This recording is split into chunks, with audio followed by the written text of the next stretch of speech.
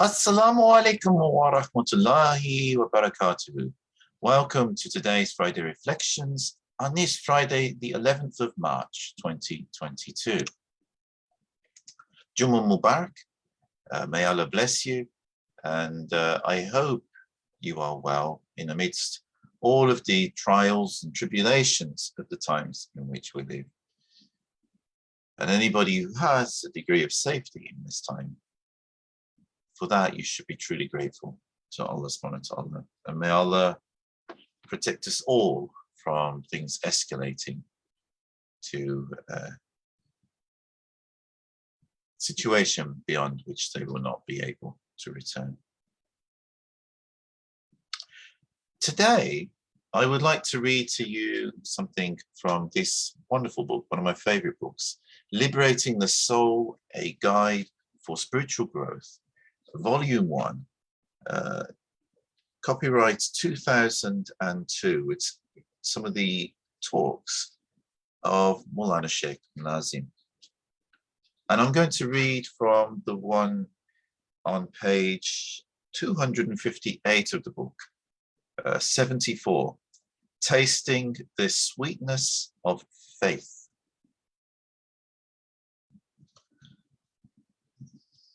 Bismillahirrahmanirrahim.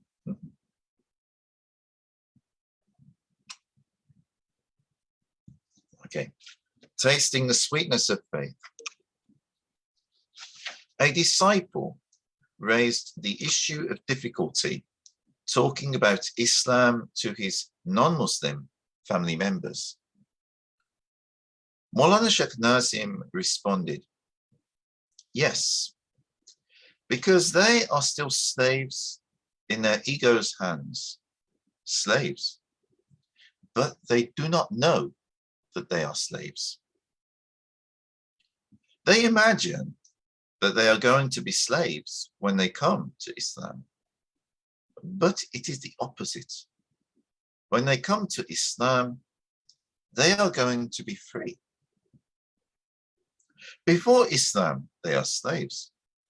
But you can't give any proof to them because as yet they are not tasting. However much you may say, honey, honey, honey. People are saying, what is honey? Let us taste. Therefore, particularly in our time, if Allah Almighty does not give a chance to taste, no one can be in Islam. The hardest conditions for Islam are in our time. During the first period of Islam, Islam was new, like a new almond, a green one. You can eat, yes, it has good taste. But when it is dry, you can't bite it. Your teeth will be broken. Now, this is an almond, and that is also an almond.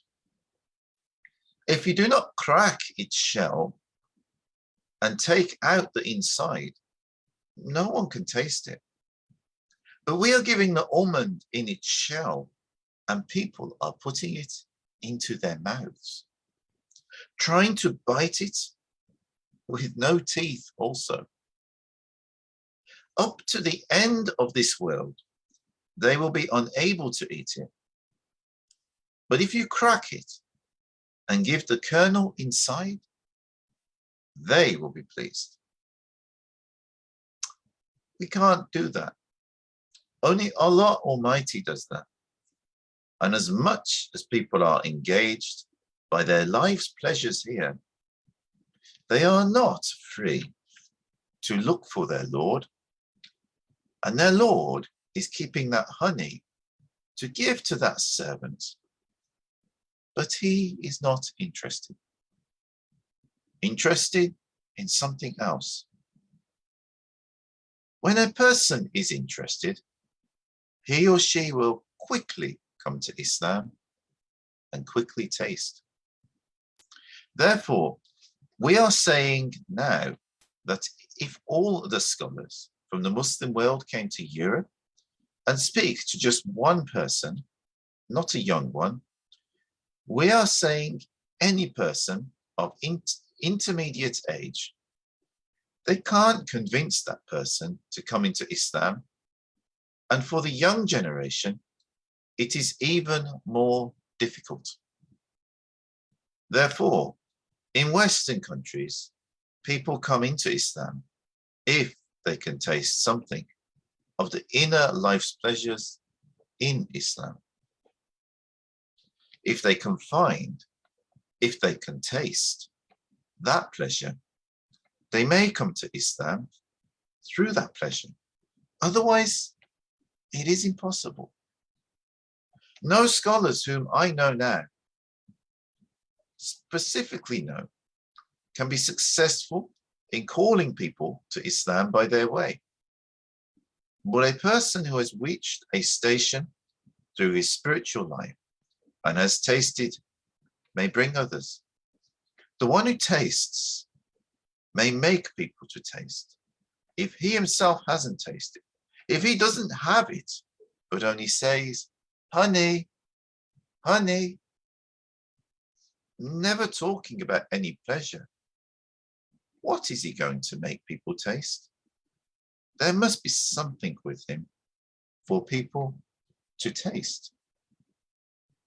If he keeps, if he has made honey in his heart, he may give it and may make people taste. So I'll recap and then I'll continue. Mawlana is saying to this Murid who asked him that he has a lot of problem explaining to his parents about Islam. And Mawlana was saying that that's because they are still slaves. They are slaves in the hands of their nafs, in the hands of their ego. But they don't know that they are slaves. Now, this is something which it is confusing to people. Because when they look at Islam, and especially if they hear something about Sharia, or about the fact that we don't eat pork or bacon, or the fact that we don't drink, they think Islam is full of rules and regulations. They think Islam is there to control us because they're only hearing about the rules. They don't understand why Allah subhanahu wa ta'ala has given us this advice. And really, it boils down to heavenly advice. Why don't we eat pork or bacon? It's not healthy for us. If it was healthy for us, Allah would have provided it and says, eat, like with other foods. Why don't we drink alcohol? Well, alcohol burns the inside of your esophagus and it destroys your liver. It puts you into a state where you can't think straight and could put yourself into danger, especially if you are driving a car, but also in other situations. Alcohol is clearly not good for us in the way that people consume it. Alcohol has other uses. You can use it for some other purpose, but not for drinking. And that's what the Quran says when it says that there is some benefit in the alcohol, but it's better to avoid it. It means you can use alcohol for other things, but it's not for drinking, because if you drink it, you will make yourself drunk, you'll damage your internal organs, and you'll rot your liver.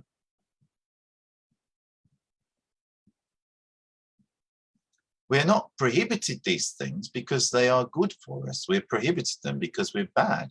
But someone looking from the outside, even some young Muslims today who they are, not understanding, they might think that this is too strict. Why aren't we allowed to do this when the whole world drinks?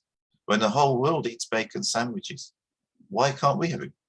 But it's like the the children of Israel when they were in the desert, and Musa alayhi salam, Prophet Moses, was leading them.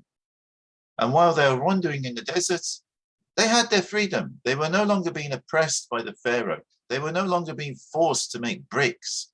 They were no longer forced to do arduous work. They no longer had a situation where their children were in danger of being killed at the Pharaoh's whims.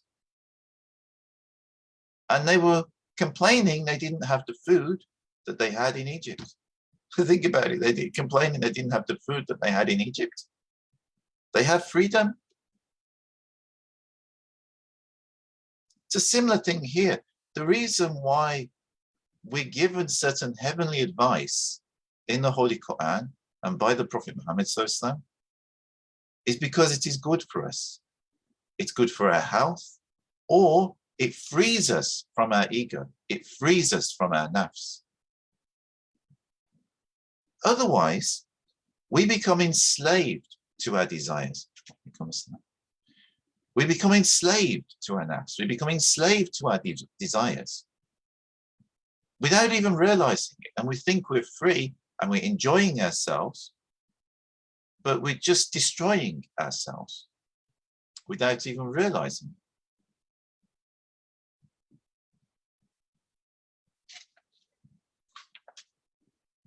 And this is what Mawlana is referring to.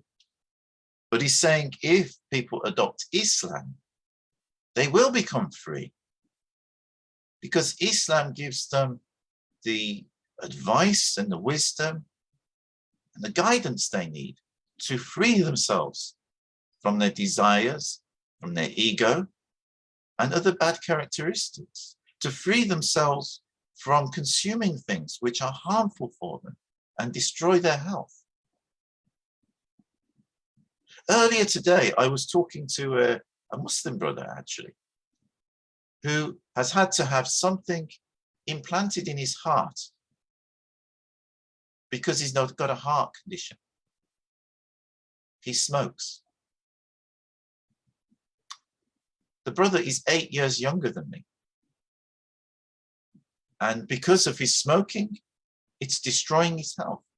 Smoking is not something which many Muslims realize should really be categorized as haram, because it is a poison that slowly poisons our body. And I explained to the brother, in many respects, it's more dangerous than alcohol. If smoking existed in the time of the Prophet Muhammad SAW, there would probably be something in the Quran, or the Prophet Muhammad SAW would have prohibited it. Smoking gives you no benefit. Even if you drink a beer or something, it might give you some benefit. Smoking is just poison. People would smoke to relax, but really it's just poison. If you dissolved everything that is in a cigarette in some hot water and drank it, it would make you very sick. It might even kill you. That's how dangerous cigarettes are. But people don't realize, because these were invented a long time after Islam. But we should be using the wisdom of Islam and applying it to cigarettes and saying, we know this is poison. We know this is killing us. So don't do it. And this brother, sadly, is living proof of it. He's 8 years younger than me. He's got a bad heart. His health is suffering, all because of he smokes. And I tried smoking once, but I gave it up after I embraced Islam, because I realized it was no good for me. And alhamdulillah, to not drink and not smoke is really a blessing. Why do things to ourselves which poison us? Why poison ourselves and pay money to poison ourselves? I explained to the brother, it's like that there was an experiment that some scientists did. I forget the scientist's name at this minute, but he boiled, he tried putting a frog in hot water. If you try putting a frog in a pan of hot water, it will jump out. It will feel the heat and it will jump out. It will be safe. But if you put the frog in a saucepan of cold water, please don't do this, it's cruel, but the scientists did it. If you put the frog in a saucepan of cold water and then put it on the oven and heat it up, the frog will boil alive. It will sit there until it boils. And I said to the brother who's smoking, I said, that's what cigarettes do to you. They don't kill you straight away. You get used to them and you smoke and you smoke. And each time you take a puff, a little bit of poison is going in your body. Till eventually you've got so much poison in your body, you have cancer, you have heart conditions, you have other problems because all of the cells of your body have been poisoned by the cigarettes. So we have to be careful. Just because something doesn't kill you straight away doesn't mean it's not harming you.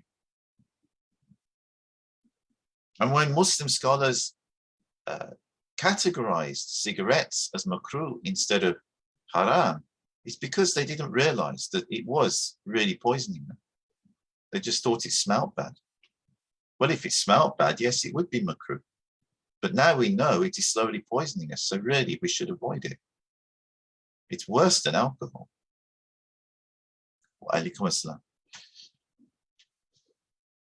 So Mawlana was pointing out, sorry, I digressed a little bit there, but expanded on what Mawlana was saying, that people in general who don't have Islam or spiritual guidance, they become slaves in the hands of their egos. But then they look at Islam and they think Islam is slavery because they hear about the rules, but not realizing that those rules are good advice and guidance that keep us healthy, physically healthy, spiritually healthy, and mentally healthy. And when you are physically healthy, spiritually healthy, and mentally healthy, you are free. But if you are not healthy mentally, or you're not healthy spiritually, or you're not healthy physically, how are you free? If you're addicted to something, then that thing is controlling you. You are not free. And Mawlana was saying, you know, even some people, if you offered them honey, and they would say, what is honey? Let us taste.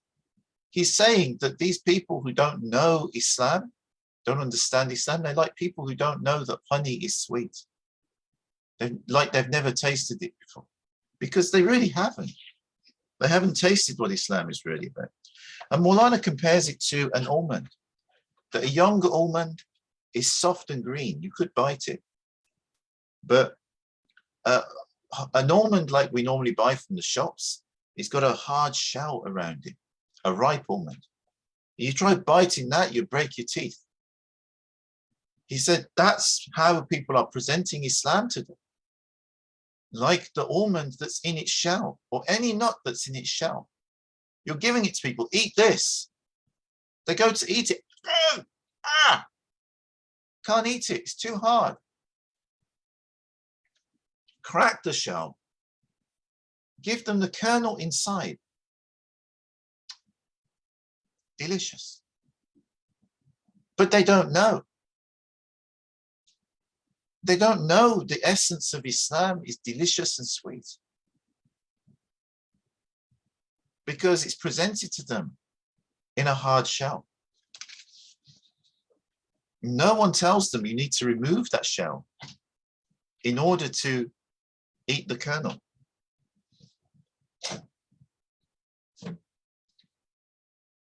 And Mawlana is saying this is why the scholars, even if you've got all of the great ulama around the world now, and try to bring them to Europe, and this was back in the 1980s, to explain Islam to people, they wouldn't be able to. They wouldn't be able to convince anybody, because all of them were presenting Islam like a nut still in its shell and telling them to eat it without removing the shell and showing what's inside.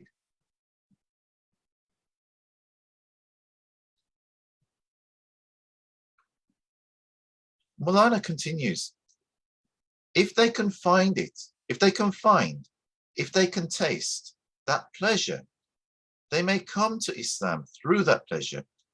Otherwise, it is impossible. The pleasure of eating the kernel of that nut of Islam. No scholars whom I know, specifically know, can be successful in calling people to Islam by their way. But a person who has reached a station through his spiritual life and has tasted may bring others. The one who tastes may make people to taste.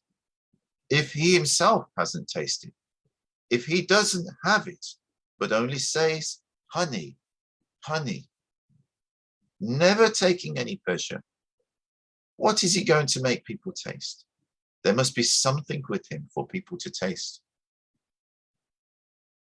You see,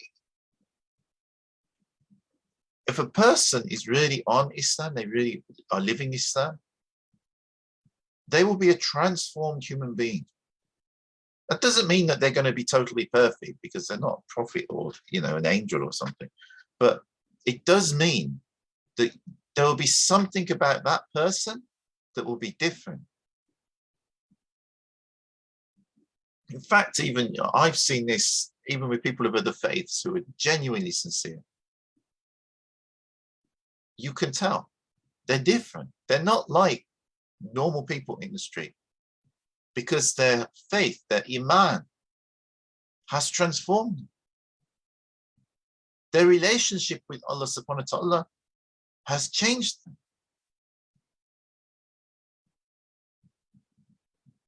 When a person is like that, they might be able to invite someone towards Islam. But if that hasn't happened to you, and you only know what you've read in a book, how can you do anything to inform someone? It's the same thing what Jesus said about, this is reported in the Bible, that Jesus said that about living fountains in people's hearts. What he meant is a person who truly has faith, who is truly connected with God, they will have fountains of wisdom in their heart. And this is just something so special about them. You wouldn't see in other people. And this is what Mawlana is saying. What is honey in his example? Honey in hearts is ikhlas, which means sincerity. The one who has sincerity may give sincerity to people. The one who has sincerity within himself is one who enjoys it. Well, the one who doesn't have sincerity never enjoys it. And this is the thing. The one day, one of my friends saw me reading zikr and asked me afterwards, they said, do you enjoy it? I said, of course I do. I couldn't do it if I didn't enjoy it. At first, I didn't feel what I feel now, but because I've been doing it a long time, I said, if I don't do that dhikr, my whole week will be rubbish.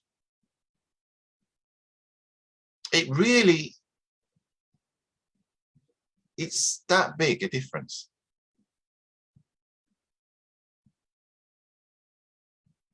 A lot of people today, they don't have sincerity, or they don't have complete sincerity. They might have a little bit, but they don't have complete sincerity.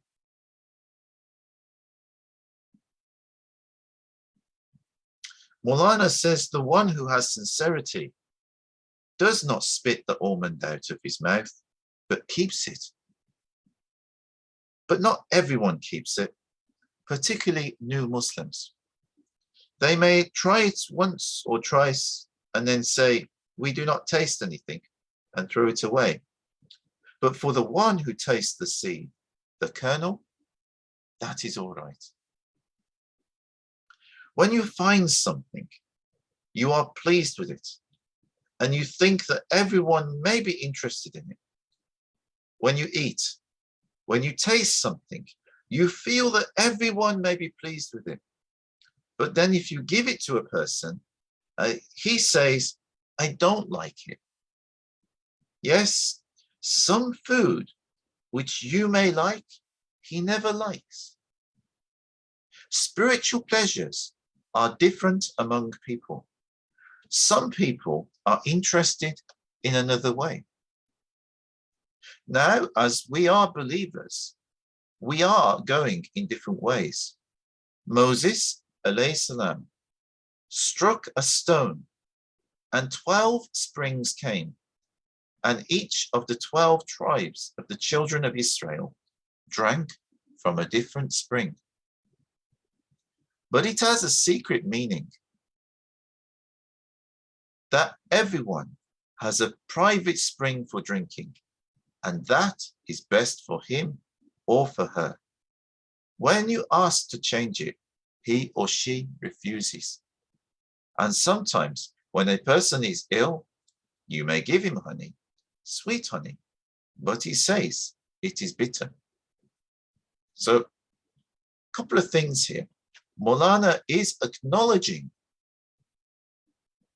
that through the example of Musa alayhi salam, when he struck the rock and 12 springs came out of it, 12 springs of water, and each of the 12 tribes of Israel had one of those springs to themselves.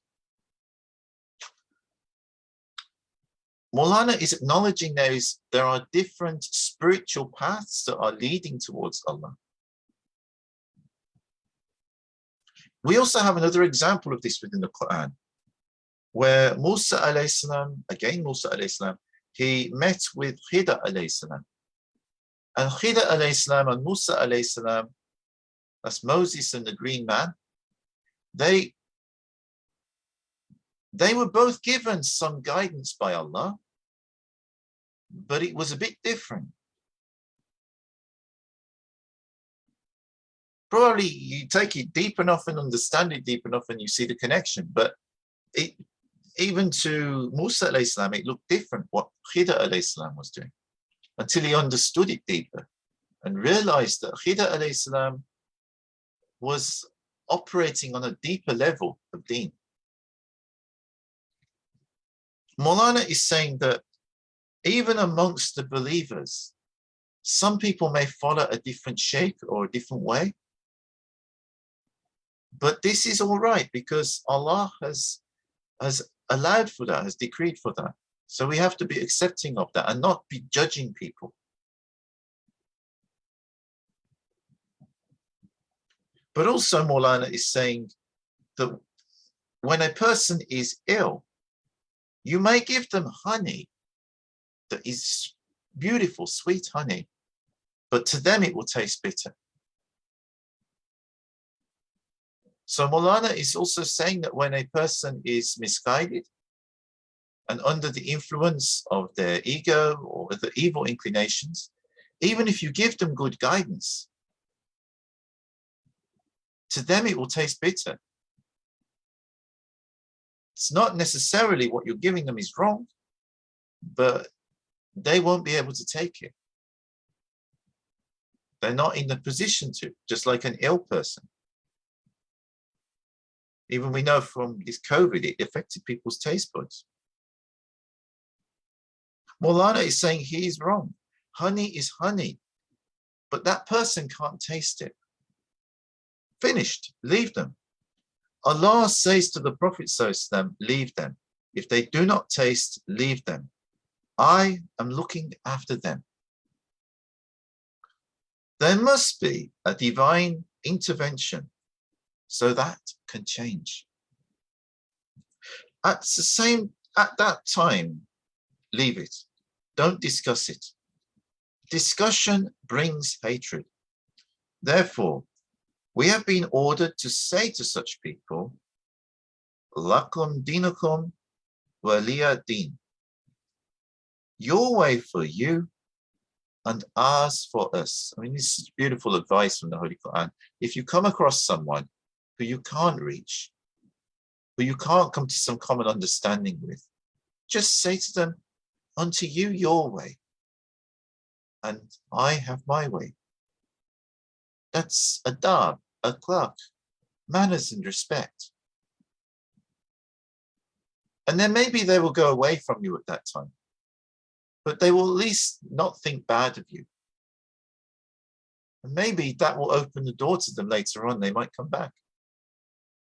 But if you have an argument with them, they'll never want to see your face again. See the wisdom of Allah subhanahu wa ta'ala that He has given us in this beautiful Quran.